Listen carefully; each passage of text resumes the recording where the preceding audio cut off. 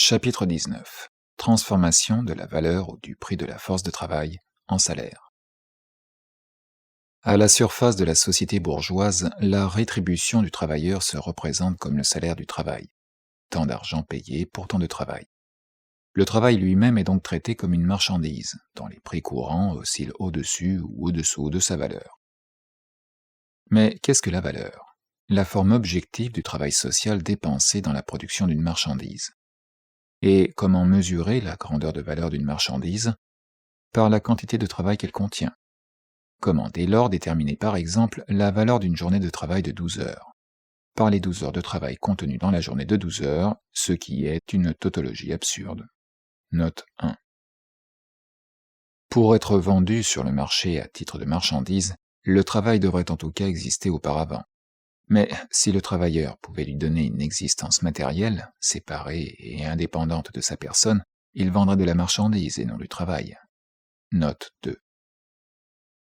Abstraction faite de ces contradictions, un échange direct d'argent, c'est-à-dire de travail réalisé contre du travail vivant, ou bien supprimerait la loi de la valeur qui se développe précisément sur la base de la production capitaliste, ou bien supprimerait la production capitaliste elle-même, qui est fondée précisément sur le travail salarié.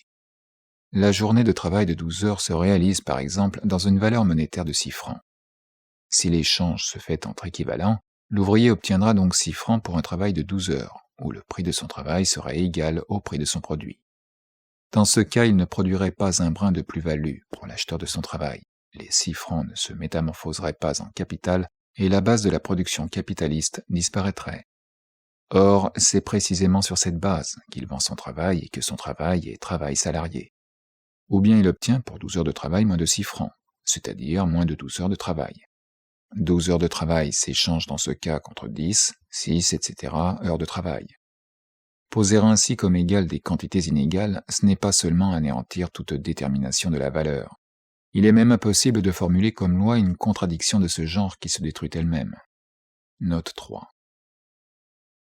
Il ne sert de rien de vouloir expliquer un tel échange de plus contre moins par la différence de forme entre les travaux échangés, l'acheteur payant en travail passé ou réalisé, et le vendeur en travail actuel ou vivant.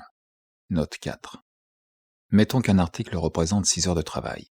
S'il survient une invention qui permette de le produire désormais en 3 heures, l'article déjà produit, déjà circulant sur le marché, n'aura plus que la moitié de sa valeur primitive. Il ne représentera plus que 3 heures de travail, quoi qu'il en ait 6 de réalisé en lui. Cette forme de travail réalisé n'ajoute donc rien à la valeur dont la grandeur reste au contraire toujours déterminée par le quantum de travail actuel et socialement nécessaire qu'exige la production d'une marchandise. Ce qui sur le marché fait directement vis-à-vis au capitaliste, ce n'est pas le travail mais le travailleur. Ce que celui-ci vend, c'est lui-même, sa force de travail. Dès qu'il commence à mettre cette force en mouvement, à travailler, dès que son travail existe, ce travail a déjà cessé de lui appartenir et ne peut plus désormais être vendu par lui. Le travail est la substance et la mesure inhérente des valeurs, mais il n'a lui-même aucune valeur. Note 5. Dans l'expression « valeur du travail », l'idée de valeur est complètement éteinte. C'est une expression irrationnelle, telle que par exemple « valeur de la terre ». Ces expressions irrationnelles ont cependant leur source dans les rapports de production eux-mêmes, dont elles réfléchissent les formes phénoménales. On sait d'ailleurs dans toutes les sciences, à l'économie politique près, qu'il faut distinguer entre les apparences des choses et leur réalité. Note 6. Ayant emprunté naïvement, sans aucune vérification préalable, à la vie ordinaire la catégorie prix du travail, l'économie politique classique se demanda après coup comment ce prix était déterminé. Elle reconnut bientôt que pour le travail comme pour toute autre marchandise, le rapport entre l'offre et la demande n'explique rien que les oscillations du prix de marché au-dessus ou au-dessous d'une certaine grandeur. Dès que l'offre et la demande se font équilibre, les variations de prix qu'elles avaient provoquées cessent, mais là cesse aussi tout l'effet de l'offre et la demande. Dans leur état d'équilibre, le prix du travail ne dépend plus de leur action et doit donc être déterminé comme si elle n'existait pas. Ce prix-là, ce centre de gravitation des prix de marché, se présenta ainsi comme le véritable objet de l'analyse scientifique. On arriva encore au même résultat en considérant une période de plusieurs années et en comparant les moyennes auxquelles se réduisent, par des compensations continuelles, les mouvements alternants de hausse et de baisse. On trouve ainsi des prix moyens, des grandeurs plus ou moins constantes qui s'affirment dans les oscillations même des prix de marché et en forment les régulateurs intimes. Ce prix moyen, donc, le prix nécessaire des physiocrates, le prix naturel d'Adam Smith, ne peut être pour le travail, de même que pour toute autre marchandise, que sa valeur exprimée en argent. La marchandise, dit Adam Smith, est alors vendue précisément ce qu'elle vaut. L'économie classique croyait avoir de cette façon remonté des prix accidentels du travail à sa valeur réelle. Puis elle détermina cette valeur par la valeur des subsistances nécessaires pour l'entretien et la reproduction du travailleur. À son insu, elle changeait ainsi de terrain, en substituant à la valeur du travail, jusque-là l'objet apparent de ses recherches, la valeur de la force de travail, force qui n'existe que dans la personnalité du travailleur et se distingue de sa fonction, le travail, tout comme une machine se distingue de ses opérations. La marche de l'analyse avait donc forcément conduit non seulement des prix de marché du travail à son prix nécessaire ou sa valeur, mais avait fait résoudre la soi-disant valeur du travail en valeur de la force de travail, de sorte que celle-là ne devait être traitée désormais que comme forme phénoménale de celle-ci. Le résultat auquel l'analyse aboutissait était donc non de résoudre le problème tel qu'il se présenta au point de départ, mais d'en changer entièrement les termes.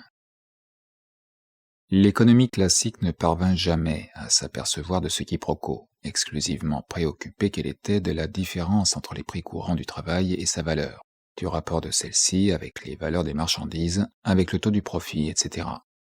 Plus elle approfondit l'analyse de la valeur en général, plus la soi-disant valeur du travail l'impliqua dans des contradictions inextricables. Le salaire est le paiement du travail à sa valeur ou à des prix qui en divergent. Il implique donc que valeur et prix accidentel de la force de travail ait déjà subi un changement de forme, qui les fasse apparaître comme valeur et prix du travail lui-même. Examinons maintenant de plus près cette transformation. Mettons que la force de travail est une valeur journalière de 3 francs, note 7, et que la journée de travail soit de 12 heures, note 8. En confondant maintenant la valeur de la force avec la valeur de sa fonction, le travail qu'elle fait, on obtient cette formule. Le travail de 12 heures a une valeur de 3 francs. Si le prix de la force était au-dessous ou au-dessus de sa valeur, soit de 4 francs ou de 2, le prix courant du travail de 12 heures serait également de 4 francs ou de 2. Il n'y a rien de changé que la forme. La valeur du travail ne réfléchit que la valeur de la force dont il est la fonction, et les prix du marché du travail s'écartent de sa soi-disant valeur dans la même proportion que les prix de marché de la force du travail s'écartent de sa valeur.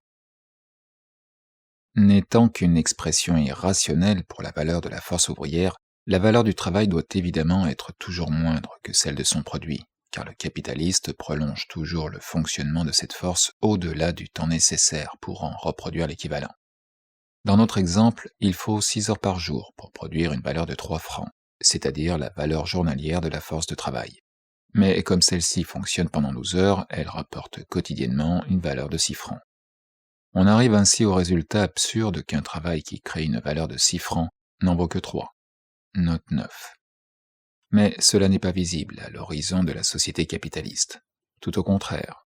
Là, la valeur de 3 francs, produite en 6 heures de travail, dans une moitié de la journée, se présente comme la valeur du travail de 12 heures, de la journée tout entière. En recevant par jour un salaire de 3 francs, l'ouvrier paraît donc avoir reçu toute la valeur due à son travail. Et c'est précisément pourquoi l'excédent de la valeur de son produit sur celle de son salaire prend la forme d'une plus-value de 3 francs, créée par le capital et non par le travail.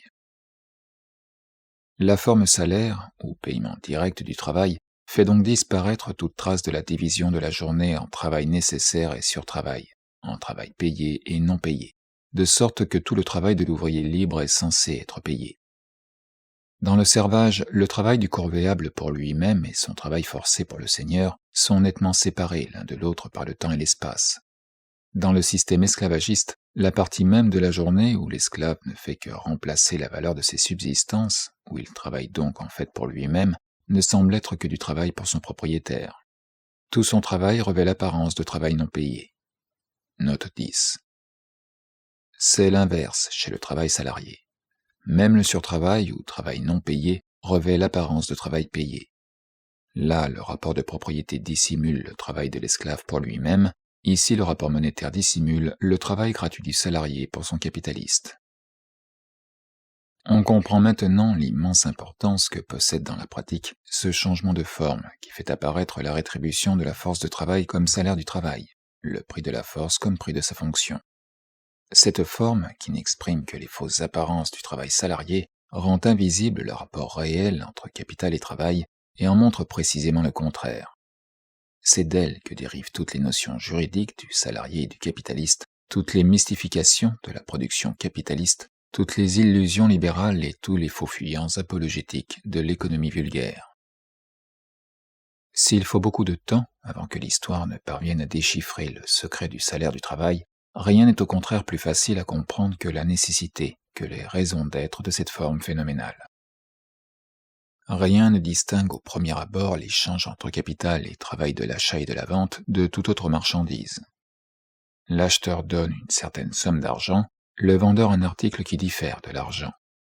Au point de vue du droit, on ne reconnaît donc dans le contrat de travail d'autre différence d'avec tout autre genre de contrat que celle contenue dans les formules juridiquement équivalentes. Do ut des, do ut facias, facio ut des et facio ut facias. Je donne pour que tu donnes, je donne pour que tu fasses, je fais pour que tu donnes, je fais pour que tu fasses. Valeur d'usage et valeur d'échange étant par leur nature des grandeurs incommensurables entre elles, les expressions valeur du travail, prix du travail, ne semblent pas plus irrationnelles que les expressions valeur du coton, prix du coton. En outre, le travailleur n'est payé qu'après avoir livré son travail. Or, dans sa fonction de moyen de paiement, l'argent ne fait que réaliser après coup la valeur ou le prix de l'article livré, c'est-à-dire dans notre cas, la valeur ou le prix du travail exécuté. Enfin, la valeur d'usage que l'ouvrier fournit au capitaliste, ce n'est pas en réalité sa force de travail, mais l'usage de cette force, sa fonction, le travail. D'après toutes les apparences, ce que le capitaliste paye, c'est donc la valeur de l'utilité que l'ouvrier lui donne, la valeur du travail, et non celle de la force de travail que l'ouvrier ne semble pas aliéner. La seule expérience de la vie pratique ne fait pas ressortir la double utilité du travail, la propriété de satisfaire un besoin, qu'il a de commun avec toutes les marchandises, et celle de créer de la valeur, qui le distingue de toutes les marchandises et l'exclut, comme élément formateur de la valeur, de la possibilité d'en avoir aucune. Plaçons-nous au point de vue de l'ouvrier à qui son travail de 12 heures rapporte une valeur produite en 6 heures, soit 3 francs. Son travail de 12 heures est pour lui en réalité le moyen d'achat des 3 francs. Il se peut que sa rétribution tantôt s'élève à 4 francs, tantôt tombe à 2 par suite ou des changements survenus dans la valeur de sa force ou des fluctuations dans le rapport de l'offre et de la demande. L'ouvrier n'en donne pas moins toujours 12 heures de travail. Toute variation de grandeur dans l'équivalent qu'il reçoit lui apparaît donc nécessairement comme une variation dans la valeur ou le prix de ces 12 heures de travail. Adam Smith, qui traite la journée de travail comme une grandeur constante, note 11, s'appuie au contraire sur ce fait pour soutenir que le travail ne varie jamais dans sa valeur propre.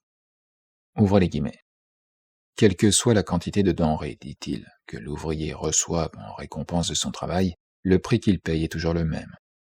Ce prix, à la vérité, peut acheter tantôt une plus grande, tantôt une plus petite quantité de ces denrées. Mais c'est la valeur de celles-ci qui varie, et non celle du travail qui les achète. Des quantités égales de travail sont toujours d'une valeur égale. Note 12, fermez les guillemets. Prenons maintenant le capitaliste. Que veut celui-ci?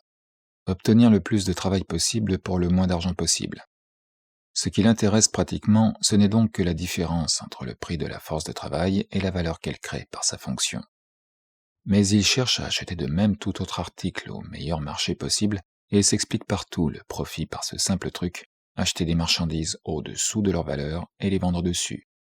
Aussi n'arrive-t-il jamais à s'apercevoir que s'il existait réellement une chose telle que la valeur du travail, et qu'il eût à payer cette valeur, il n'existerait plus de capital, et que son argent perdrait la qualité occulte de faire des petits. Le mouvement réel du salaire présente en outre des phénomènes qui semblent prouver que ce n'est pas la valeur de la force de travail, mais la valeur de sa fonction, du travail lui-même, qui est payé. Ces phénomènes peuvent se ramener à deux grandes classes. Premièrement, variation du salaire suivant les variations de la durée du travail.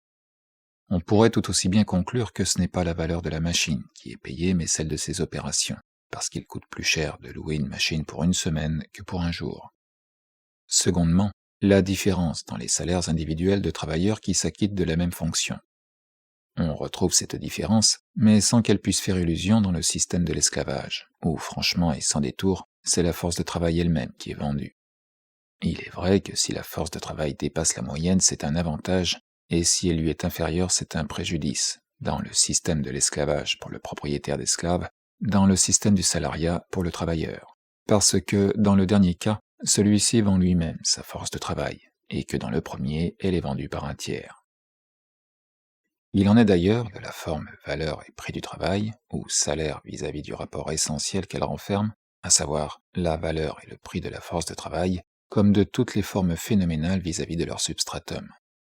Les premières se réfléchissent spontanément, immédiatement dans l'entendement, le second doit être découvert par la science. L'économie politique classique touche de près le véritable état des choses sans jamais le formuler consciemment. Et cela lui sera impossible, tant qu'elle n'aura pas dépouillé sa vieille peau bourgeoise.